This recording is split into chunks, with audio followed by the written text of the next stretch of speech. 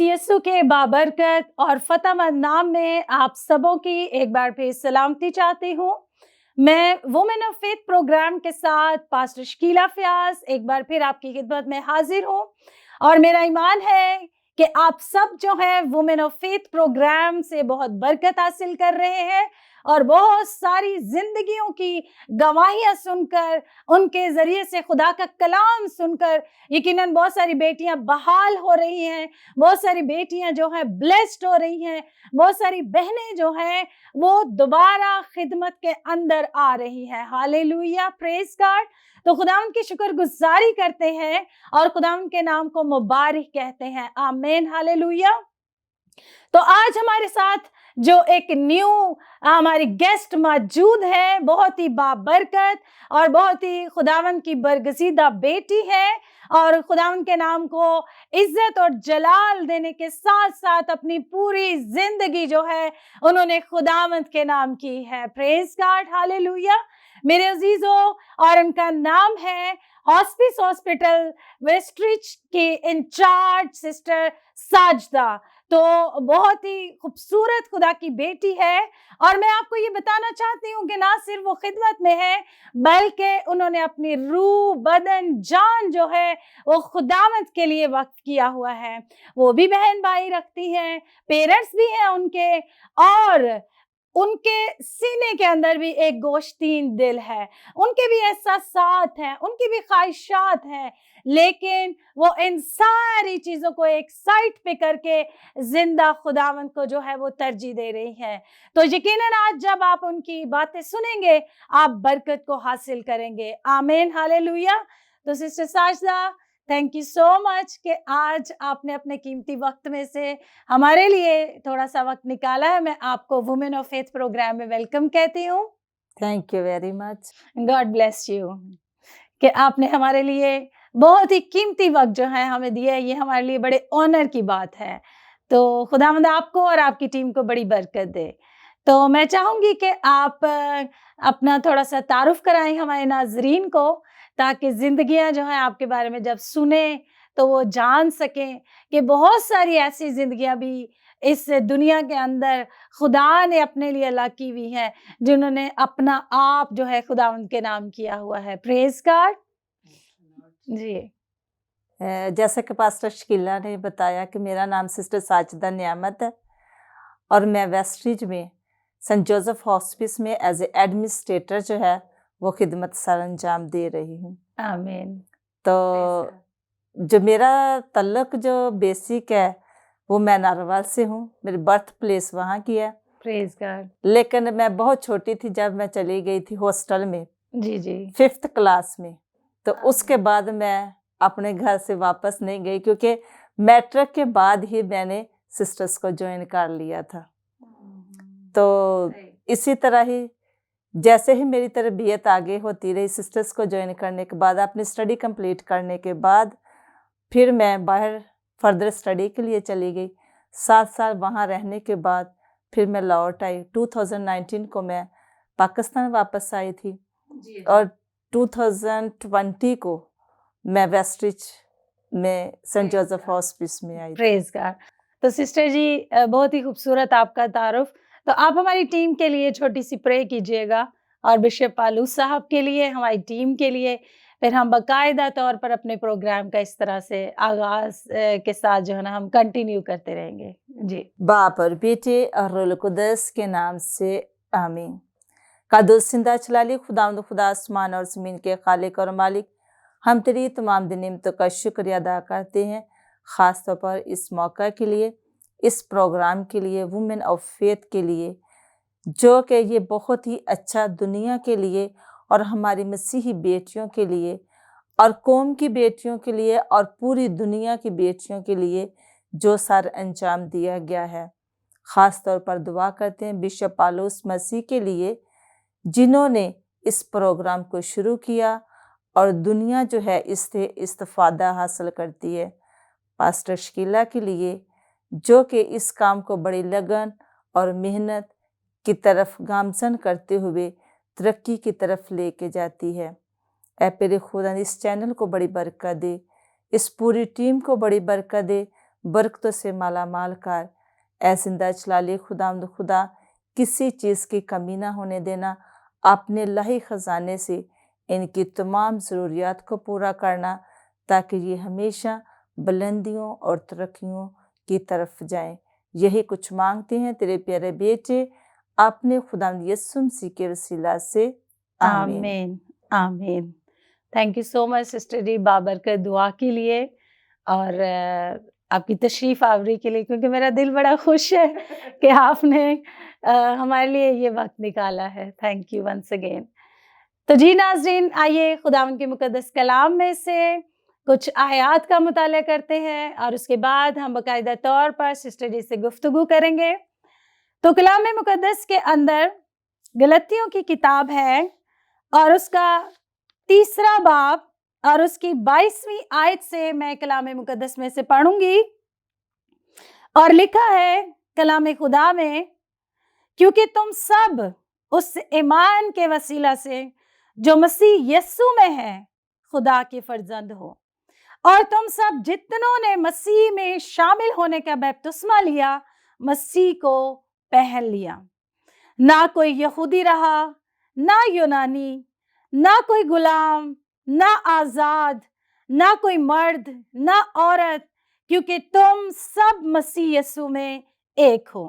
और अगर तुम मसीह के हो तो इब्राहिम की नस्ल और वादे के मुताबिक फर्जंद भी हो। आमीन, प्रेज गॉड, हालेलुया।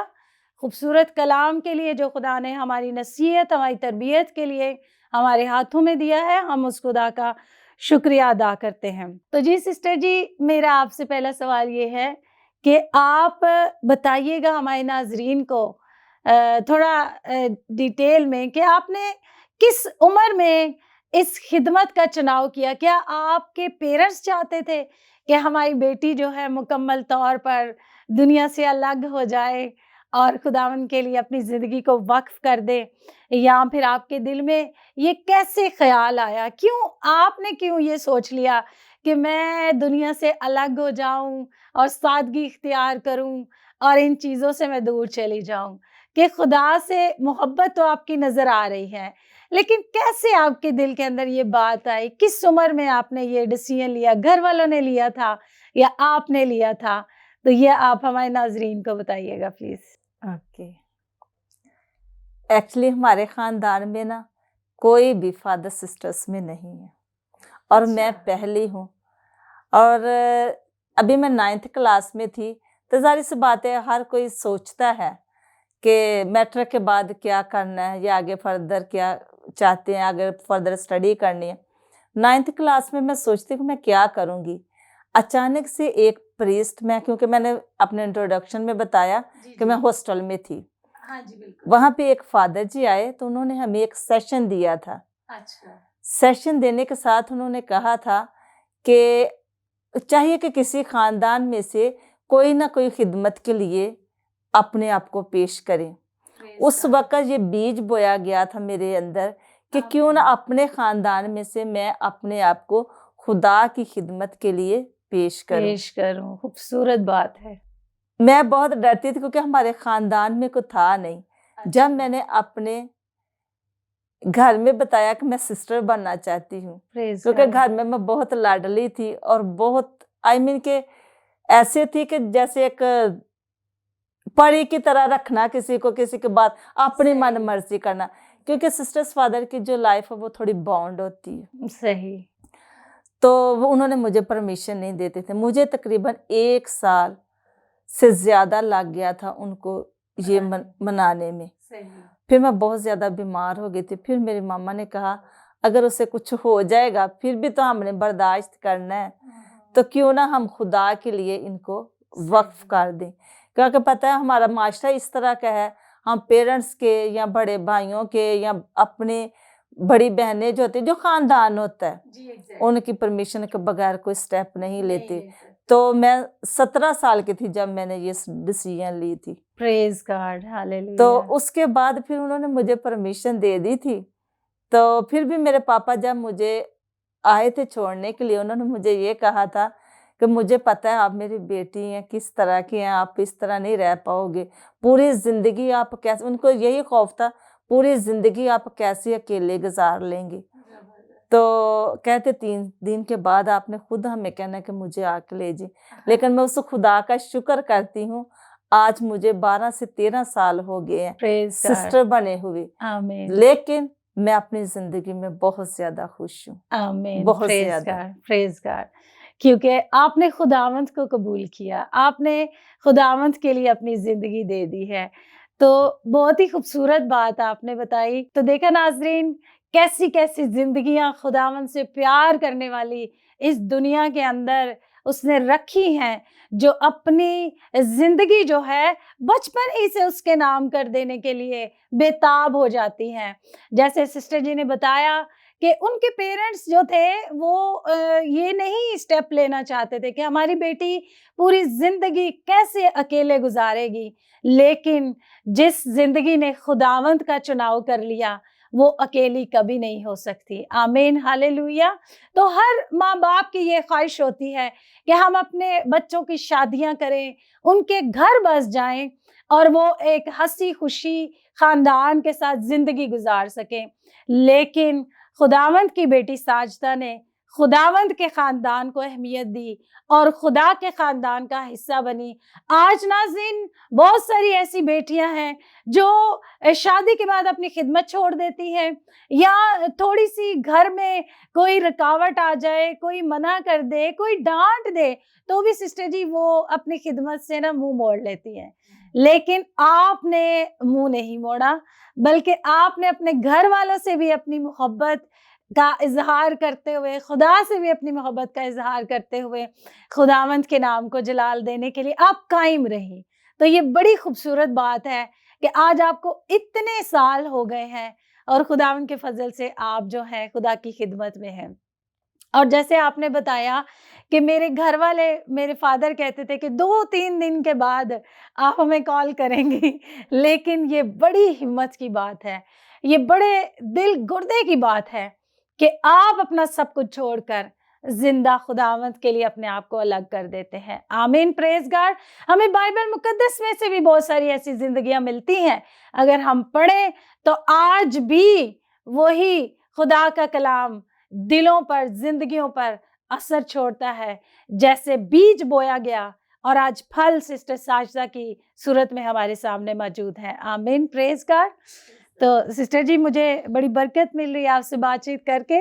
ना सिर्फ़ आपने खुदावंद के नाम अपनी ज़िंदगी की है, अपने घर वालों को छोड़ा है, ना सिर्फ़ आपने दुनिया से अपने आप को अलग किया है, ना सिर्फ़ आपने एक सादगी इख्तियार कर ली है, बल्कि आप एक हॉस्पिटल में एज़ ए एडमिनिस्ट्रेटर, एक एज़ ए इंचार्ज काम कर रही हैं और इतने सारे पेशेंट हैं वहाँ पर, और बहुत सारी ज़िंदगियाँ ऐसी दुखी भी हैं। हम भी वहाँ पर कई दफ़ा आपकी इजाज़त से, आपने कभी हमें नहीं रोका, हम वहाँ जाते हैं, उनसे मिलते हैं।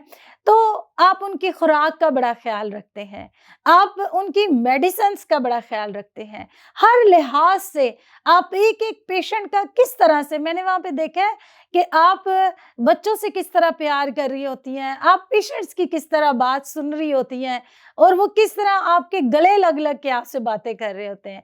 तो आपको कैसा लगता है कि इतने सारे पेशेंट्स का ख़्याल करना, उनकी बातें सुनना, कैसे ये सब कुछ मैनेज करती हैं? किस तरह से आप इन सारी चीज़ों को देखते हैं कि वो पेशेंट या ये ना कहें कि मुझे कम टाइम मिला, या ये बात ना कर दे, सबके लिए इक्वली कैसे मैनेजमेंट होती है? सबसे पहला जो एक ही लफ्ज़ है, खुदा की मोहब्बत। Praise God.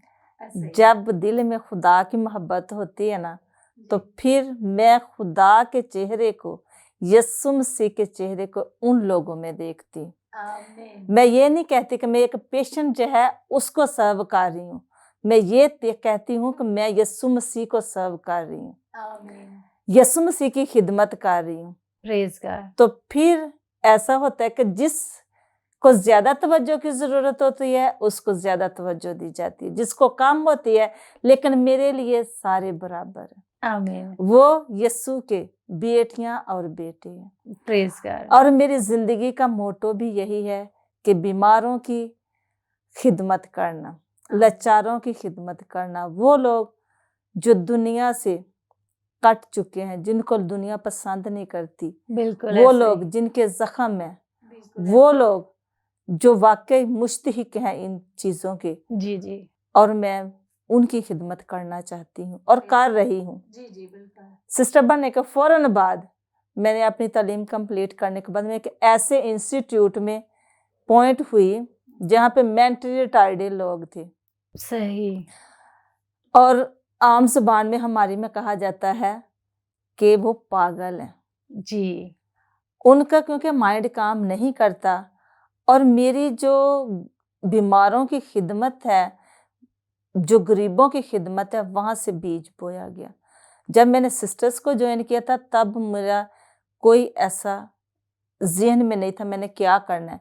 मुझे ये था कि मैंने बस सिस्टर बनना है और खुदा की मोहब्बत का शोला जो मेरे अंदर था। सही। लेकिन उसके बाद मैंने उन बीमारों को देखते हुए, टाइम देते हुए, मैंने उनके लिए नर्सिंग की स्टडी की ताकि मैं उनको अच्छे तरीके से ट्रीट कर सकूं, सही। उनका प्रॉपर केयर कर सकूं, प्रेज़ गॉड। और उनके ज़ख्मों को अच्छे तरीके से धो सकूं, उनके ज़ख्मों को अच्छे तरीके से पट्टी काट सकूं, उनकी दर्दों को समझ सकूं, समझ सकूँ। फिर उनकी दर्दों को साथ लेके आगे चलना, काउंसलिंग करना, उनको प्यार करना, ये मेरी ज़िंदगी का मोटो है। आमीन, आमीन। बहुत ही खूबसूरत आपकी ज़िंदगी का पर्पस है, बहुत ही खूबसूरत आपका प्लान है खुदा के लोगों के लिए।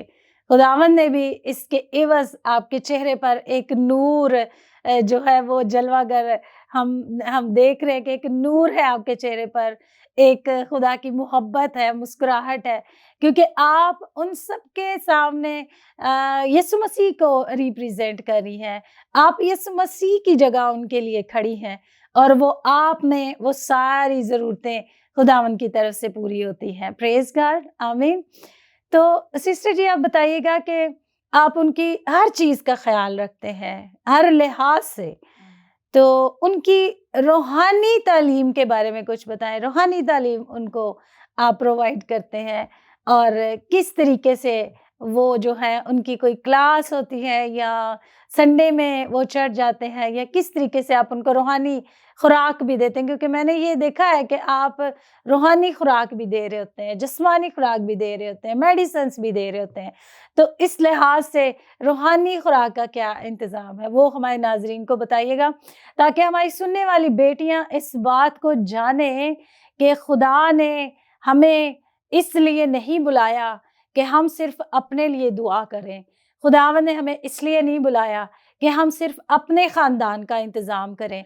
खुदा ने हमें इसलिए बुलाया है कि हम उसके लोगों का ख़्याल कर सकें, उसके कलाम का बीज बो सकें, क्योंकि उसने इंसानी जान के लिए अपनी जान का फ़िदिया दिया है। इंसानी जान उसके लिए बड़ी अहमियत रखती है। जैसे सिस्टर जी हमसे बातें कर रही हैं। जी सिस्टर जी बताइएगा रूहानी तालीम के बारे में। रूहानी, जैसे कि मैं एक कैथोलिक सिस्टर हूँ, तो हमारे हॉस्पिस के साथ ही कैथोलिक चर्च है, वेस्टरी चर्च, सही। वो पैरिश है। तो हर रोज़ वहाँ पे फैसिलिटी है कि आप चर्च जाएं। जो हमारे पेशेंट्स हैं वो हर रोज़ चर्च जाते हैं, वहाँ से डेली हर रोज़ जो फादर साहबान है वो पाक मास की कुर्बानी जो गुजरानते हैं। और हमारा तो ज़िंदगी का ये है कि हमने हर रोज़ जाना ही होता है। इसी के साथ ही पेशेंट्स भी जाते हैं, वो पेशेंट जो जा सकते हैं हर रोज़, लेकिन इतवार को सभी जाते हैं।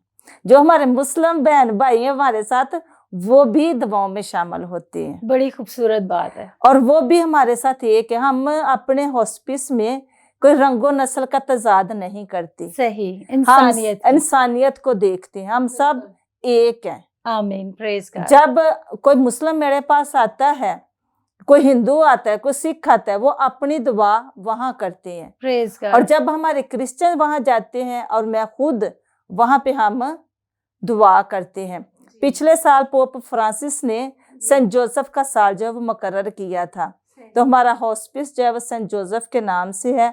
तो मैं हर मंथ हॉस्पिस के अंदर पाक मास करवाती थी। प्रेज और गॉड। इसी के साथ ही चर्च के जो लीडर हैं उनको मैं टाइम टू टाइम बुला के ब्लेसिंग करवाती हूँ, ताकि हमारे पेशेंट्स को, हमारी जगह को खुदा की बरकत मिलती रहे और खुदा हर तरह से इस हॉस्पिस को ऊपर लेके जाए और इसकी तमाम ज़रूरियात को अपने इलाही खजाने से पूरा करे। प्रेज गॉड, आमीन।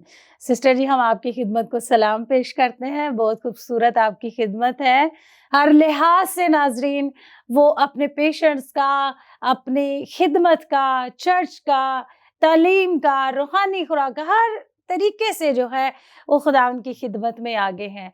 तो हमारी दुआ है कि आप इसी तरह बढ़ती चली जाएं और आपकी पूरी टीम के लिए हम दुआगो हैं। खुदावंद आपको बहुत बढ़ाए।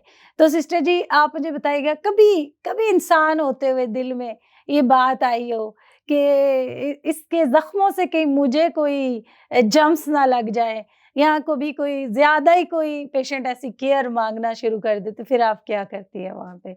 दिल में कभी ऐसी बात आई हो? हाँ, आती है ना? हाँ जी, बिल्कुल। ये तो एक इंसान होते हुए एग्जैक्टली। सब कुछ ये दिल में आता है, जी जी, लेकिन खुदा की मोहब्बत जो है ना, वो भुला देती है। वो सबसे ऊपर है। बिल्कुल यही उसका बात है। फजल जो है वो सबसे ऊपर है। बिल्कुल ऐसी है। उसका फजल जो है वो मुझे इस तरह की ताकत, हिकमत, धनाई देता है और इस तरह का प्यार देता है कि मेरा दिल नहीं उकताता। सही, जबरदस्त। और मैं अभी रिसेंटली, मेरी एक बच्ची जो है वो ऑलरेडी हैंडीकैप है, व्हील चेयर पे है। वही बच्ची निशा, जिसको आप जानते भी हैं। जी जी। उसको किडनीज की प्रॉब्लम हो गई, थोड़ा इन्फेक्शन हो गया। मैंने ऑलमोस्ट पूरे इस्लामाबाद के हॉस्पिटल जो है वो छानबीन उनकी कर दी। कभी रेलवे हॉस्पिटल में, कभी उसको मैं बेनजीर हॉस्पिटल में, कभी होली फैमिली हॉस्पिटल में, और अभी जो है शिफा इंटरनेशनल हॉस्पिटल में उसकी ट्रीटमेंट करवा रही हूँ, सिर्फ इसलिए ताकि उसको डायलिसिस से बचाया जा सके। और मैं जिसकी मैं देखती हूँ उसको मैं प्रॉपर केयर करती हूँ और खुदा के फजल से आज वो सेहतमंद है। आमीन, प्रेज गॉड। ये आपकी स्ट्रगल है, मेहनत है। और जब मेरा कभी दिल भरता तो नहीं है, क्योंकि मैंने बताया कि मैंने इसकी प्रॉपर स्टडी की है, और दूसरी अगर नहीं भी तो खुदा जो है मुझे बड़ा फजल देता है, क्योंकि मैं उनको प्यार बहुत ज्यादा करती हूँ। हाँ जी, मैंने खुद देखा है, बहुत ज्यादा, क्योंकि मेरी जिंदगी जो है उनके साथ है। जबरदस्त, बहुत खूबसूरत बात है, बहुत ही खूबसूरत। आपने खुदा उनके लिए, उसके लोगों के लिए अपनी जिंदगी दी है, तो यकीनन जिंदगी का ताज भी आपके लिए है। आमीन, प्रेज गॉड। तो सिस्टर जी, मुझे बताइएगा, क्या कभी घर की याद नहीं आई? घर वाले भी तो हैं, और जब कभी ऐसे होता है कि हमें ज़रूरत है यहाँ हॉस्पिटल में, आपकी अशद ज़रूरत है, फिर आपके दिल में घर के ख़यालात भी हैं, तो आप क्या करती हैं? फ़ौरन आप घर चली जाती हैं या घर वालों को बुला लेते हैं, या कैसे सब्र आता है? कि बड़ी ही ये मतलब दिल पे पत्थर रखने वाली बातें हैं, तो घर तो याद आता होगा। अगर देखा जाए तो जो ब्लड रिलेशनशिप होते हैं ना, वो जी। बड़ी कुव्वत रखती हैं। ऐसी बात है। लेकिन हम जब सिस्टर्स बनने के लिए, फादर बनने के लिए, या खुदा की खिदमत के लिए चुने जाते हैं, तो तब उस फॉर्मेशन के दौरान हम सीखते भी हैं और खुदा हमें फजल भी देता है कि फर्स्ट प्रायोरिटी जो है किसको देनी है, खुदा को या उस अपनी ख्वाहिशात को। बिल्कुल। तो अगर हॉस्पिटल में कुछ ऐसा हो कि मुझे चुनना पड़े घर वालों को या अपनी खिदमत को, तो मैं खिदमत को चुनती हूँ। प्रेज गॉड, क्योंकि आपने शुरू ही से जो है ना खिदमत को ज्यादा अहमियत दी है। तो फिर ये मैं सोचती हूँ कि घर वाले तो आपस में मिल के कुछ ना कुछ कर लेंगे, लेकिन ये मेरे बगैर नहीं हो आमीन, सकता इनके लिए कुछ। आमीन। अगर मैं उनके लिए कुछ करूंगी तो वो होगा, अगर नहीं करूंगी तो वो बेचारे लावारसों की तरह रहेंगे, सही। और उनको मैं लावारस नहीं रखना चाहती। आपके दिल में रहम बहुत है, बहुत ज्यादा रहम है, रहीम है आप, क्योंकि हमारा आसमानी बाप रहीम है, तो उसने अपनी मोहब्बत जो है आपके दिल में भी डाली। आप भी रहीम हैं, ये तरस और रहम से भरा हुआ दिल जो है खुदा की तरफ से आपको गिफ्टेड है। आमीन, प्रेज गॉड। तो आपको बाबा की ज़्यादा याद आती है या मामा की ज़्यादा याद? जब कभी आप बैठे, मामा ज़्यादा याद आती है? वैसे तो पेरेंट्स जो होते हैं वो पेरेंट्स ही होते हैं, एग्ज़ैक्टली, एनी हो, लेकिन मैं ज़्यादा शुरू से ही अपने पापा के साथ अटैच, बिल्कुल ऐसे ही है। तो याद तो बराबर ही होती है। हाँ जी, तो बेटियों का ज़्यादा प्यार जो है अपने बाप से होता है। ये एक नेचुरली जो है ना, एक कह लें कि प्यार है, मोहब्बत है, खिंचाव है कि बेटों का अपनी माँ से और बेटियों का अपने बाप से। तो मेरे दिल में था कि आप अपने पापा का नाम लेंगी जब आपने बताया कि मेरे पापा मुझे ऐसे कहते थे। तो ये है कि चलें, खुदावंद आपको और ज़्यादा तसल्ली दे, आपको और ज़्यादा आपका हौसला बढ़ाए, आपको ब्लेस करे और आपको बुलंदियों पर जो है खुदा अपने जलाल के लिए इस्तेमाल करे। आमीन, आमीन। Praise God. Yes. तो सिस्टर जी, आप कोई गवाही शेयर करना चाहेंगी अपनी ज़िंदगी के बारे में कि जिसको आप हमारे नाज़रीन को बताएँ कि नाज़रीन सुनकर बरकत पाएँ? ऐसी गवाही, कोई ऐसा वाक़या जो आपको कभी ना भूले कि खुदा ने आपकी ज़िंदगी में कोई गहरा काम किया है, तो वो आप हमारे नाज़रीन से शेयर कीजिएगा। खुदा के तो सारे काम ही गहरे होते हैं, प्रेज़ गॉड। भेदों से भरा हुआ खुदा जो है जी। हमारे हर रोज जो है जिंदगी में एक नया नूर देता है, एक नई जिंदगी देता है, एक वो चीज देता है जिसको हम जिंदगी में आगे लेके जाते हैं। आमीन। और मैं ये सोचती हूँ कि हर जिंदगी जो है वो भेदों से भरी हुई है। Praise God. हर जिंदगी, अगर आप एक को कहेंगे तो उसने एक अपना खुलासा खोल के रख देना है, सही, और हम नहीं जानते कि किस इंसान के दिमाग में क्या चल रहा है। सही। और मेरी जिंदगी ही कुछ इस तरह के, मैं गवाही क्या दूं, मैं खुद एक गवाही हूँ। Praise God, hallelujah. यीशु मसीह ने मुझे चुना और अपने जलाल के लिए इस्तेमाल कर रहा है, आमीन। और ये मेरी सबसे बड़ी गवाही है। चलती फिरती गवाही। आमीन। हालेलुया। जी। खुदा उनकी सताइश हो। तो सिस्टर जी, कोई आखिरी पैगाम, कोई मैसेज आप हमारी बहनों को, बेटियों को देना चाहें? यूँ तो आप पूरा का पूरा मैसेज हमारे सामने है, लेकिन फिर भी कोई ऐसी बात जो आप हमारे नाज़रीन को बताना चाहें कि आप भी इस तौर से अपनी ज़िंदगी में खुदावंद के लिए वक़्त निकाल सकते हैं, काम कर सकते हैं, जो भी खुदा आपके दिल में बात डाले, वो आप हमारे नाज़रीन से शेयर कर सकती हैं। जैसे कि आज का टाइटल है वुमेन ऑफ फेथ। फेथ के बारे में जब मैं बयान करती हूँ तो एक वो लफ्ज़ मेरे माइंड में आता है, यीशु मसीह के साथ वफादारी। जब हम वफादार होते हैं, फेथफुल होते हैं, तो मैं 3 चीज़ों को बयान करना पसंद करूँगी। सबसे पहले खुदा के साथ, अपने ख़ानदान के साथ, और फिर अपने माशरे और दुनिया के साथ।